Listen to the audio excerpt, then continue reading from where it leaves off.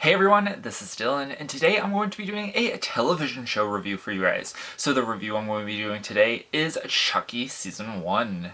So I really enjoyed this show, more than I expected to. I was a little unsure of how it was going to go, but I knew that Don Mancini was involved in it, and I knew that he's the creator and the whole mastermind behind the Chucky universe, and I think that it was in good hands, so it was really a matter of if the material translated well to a serialized format. And overall, I think that it did. But let's get into the synopsis. So, Chucky is back in Hackensack, New Jersey. We have our main character of Jake.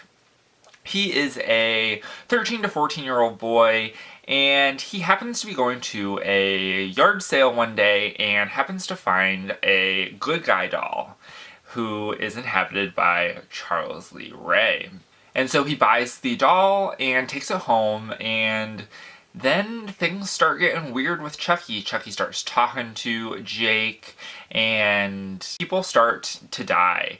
And Jake and his friends have to come together and figure out a plan of how they are going to stop Chucky from his reign of terror over Hackensack. And that's where I'm going to leave the synopsis. So one of the first things I want to talk about that I really did enjoy was the attention to detail that happened with the title card of each episode. So every episode has a different title card for Chucky. And the word Chucky is made up of several different things that are related to the episode that we're in. So one episode there was like needles and medical equipment, and that made up the word Chucky. Then we had broken pieces of glass, and that made up the word Chucky. I think there was one where there were hearts. I just really enjoyed that, and I think that that was a real good attention to detail. Like, they didn't need to do that, but they did it because it was fun, I guess. I did appreciate it for that. This show is also full of homages to other horror films and horror franchises. I'm gonna go through a couple, but Halloween, there's quite a few homages to the Halloween franchise, particularly the first two movies. There's a specific scene during one of the flashbacks we have where there's a kid who is wearing a mask and he's going up behind his mother who is brushing her hair in the mirror. That's a very clear homage to Halloween. An entire episode is dedicated to this Cape Fear reference. And then we also have a reference to the movie Magic. I've not watched the movie Magic, but there is a reference to it in one of the later episodes.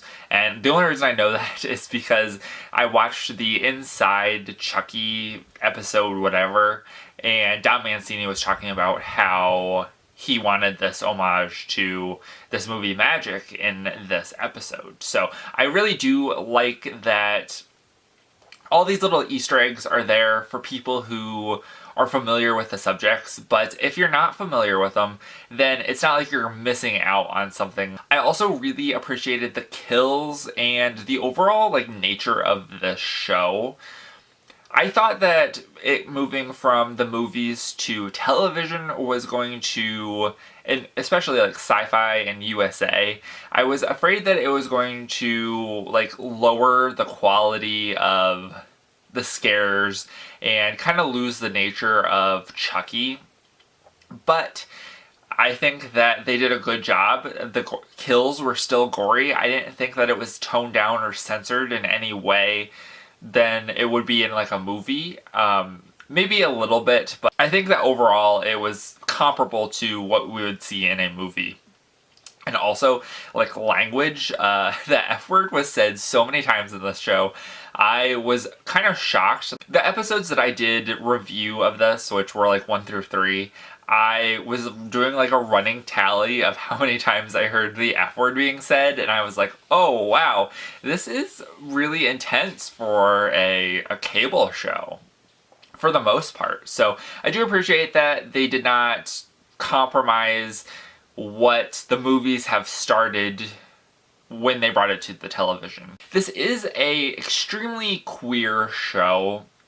I think that that's a very important part of the show. I think that's a very important part of the entire Child's Play franchise. We have an openly gay creator of Don Mancini, and then in the show we have Jake, who is openly gay in the show, and then also he has a love interest slash boyfriend in Devon. And I think that that's all very important. I mean, Jennifer Tilly is a queer icon.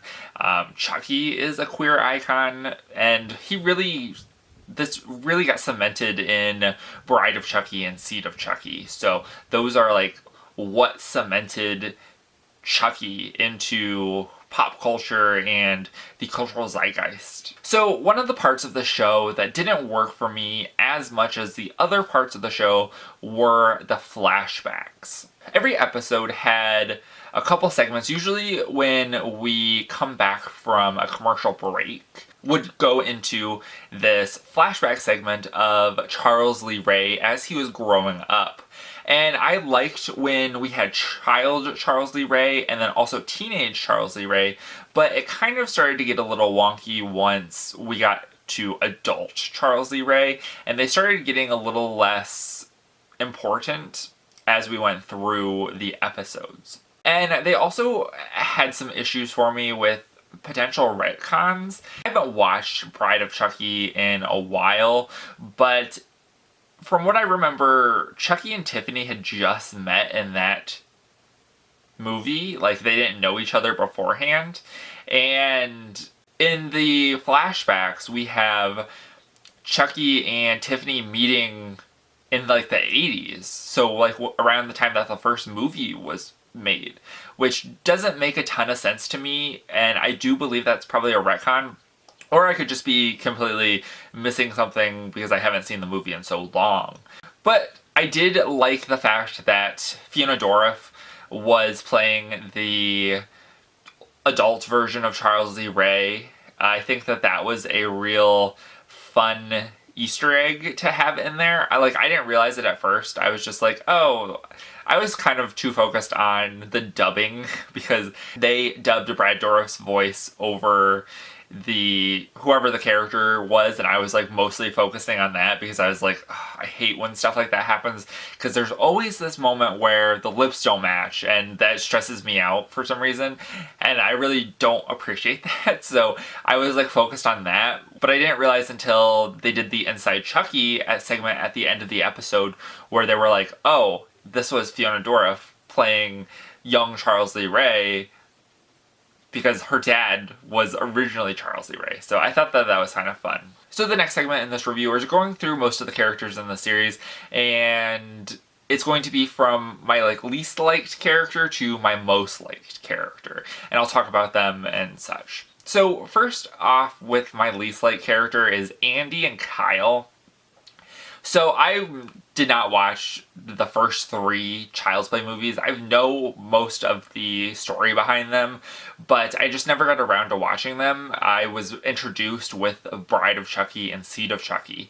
And so those are my Child's Play movies. And so I know how they relate to the story, but I just felt like in the show, they didn't necessarily have a lot to do. And I think that that was a bit of a mistake. I think that they were probably brought in for fan service for the most part, but I think that they just didn't have much to do. And then next up we have Devon, which I do like the relationship between Jake and Devon, but I again feel like Devon didn't really have that much to do.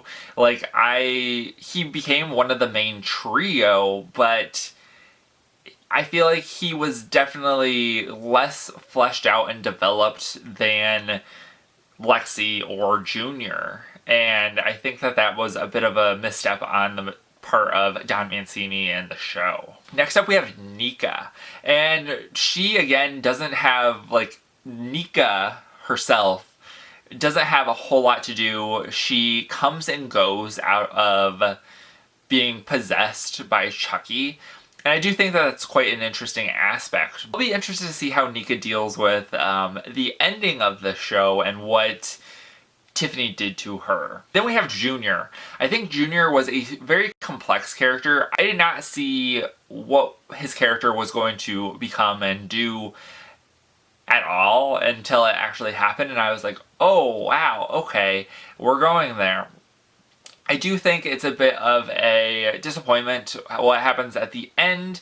Then we have Chucky, and I think Chucky is just like Chucky. Chucky's a very middle ground character, and if you've watched one Chucky thing, then you know kind of like his shtick and all of that. So it's not as exciting as meeting this character for the first time, but I do think that Brad Dourif does a great job playing Chucky, and also the puppeteers are really great, and I do appreciate that. And then we have Tiffany.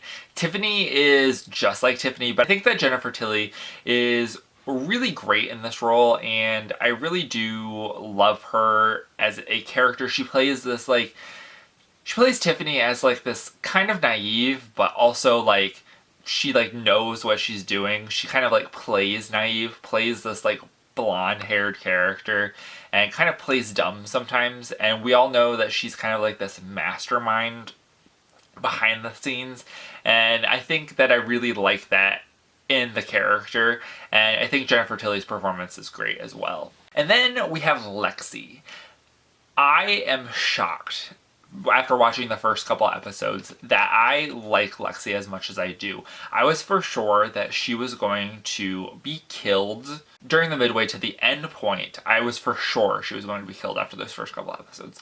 But the way that they were able to do a 180 on her character and change your entire perspective on how she is as a character and how she treats other people, I think that was incredible, and she definitely came out of this being one of my favorite characters in this show. And then my favorite character, of course, is Jake. I really liked him as our main character, and I think that he grew. There was an arc, and I really did enjoy that. I think that I might see myself a little bit in Jake, and I do think that that helps me to connect to the character. But overall, I think that Jake and Zach Arthur, who is the actor who plays Jake, did an incredible job, and I really can't wait to see how Jake plays into the second season, and then also what Zach Arthur does next. I'm definitely interested in seeing what else he is going to do as an actor. So let's talk about the finale, and this is where there's going to be like major spoilers of what happened at the end of the episode. So if you don't want to see that, or you haven't already watched the finale, then definitely click off this video, but if not, stick around. So there are several big things that happen in this episode. I think one of the first ones is Kyle potentially dying. So they did say in this like the little news article that they had pulled up that there were fatalities discovered at the Charles Lee Ray house after it blew up, but we find out that Andy is still alive, but we don't know anything about Kyle, and we did not see a dead body for Kyle. Me being somebody that's immersed into the horror genre, I know that if you don't see a body, then it's likely that they are going to come back. So I will be interested to see if Kyle comes back, because we don't know what happened to her. We don't see the remnants, so we don't know for sure if she is dead or not. We also have the death of Junior, which I was also pretty shocked at. I really did start liking his... I mean, he is a bit of a tough character to like, but I do have sympathy for him because he did go through a lot of stuff and he was lashing out at the people around him. But I did like his character, and I kind of wish we would have got like almost a Scooby Gang type situation where we had Junior and Lexy and Devon and Jake all become like really good friends and work to stop Chucky, but we're not going to get that because we did see Junior die, which I was a bit sad about. And then we also have the big reveal that Jennifer Tilly has now cut off all of Nica's limbs because she doesn't want Chucky to pop in and try to kill her. So that was quite interesting as well. That was a bit of a shock. And then our big finale shocker, as Andy is driving the truck of good guy dolls away to presumably destroy them, Tiffany the doll pops out of the back and has like a gun and is like, alright, you're gonna listen to me now. And that was interesting because I don't believe we've seen the Tiffany doll since Seed of Chucky, and I guess Tiffany can now fracture her soul into other things. We have Jennifer Tilly, who is Tiffany in living form, and then we also, I guess, have the doll now. So that is interesting, and I will be curious to see how that plays out. We did not get a Glenda reveal or anything like that. I will be curious to see, and I hope that we do get Glenda in season 2, because I know that Don Mancini really likes that character, but we haven't seen Glenda since Seed of Chucky.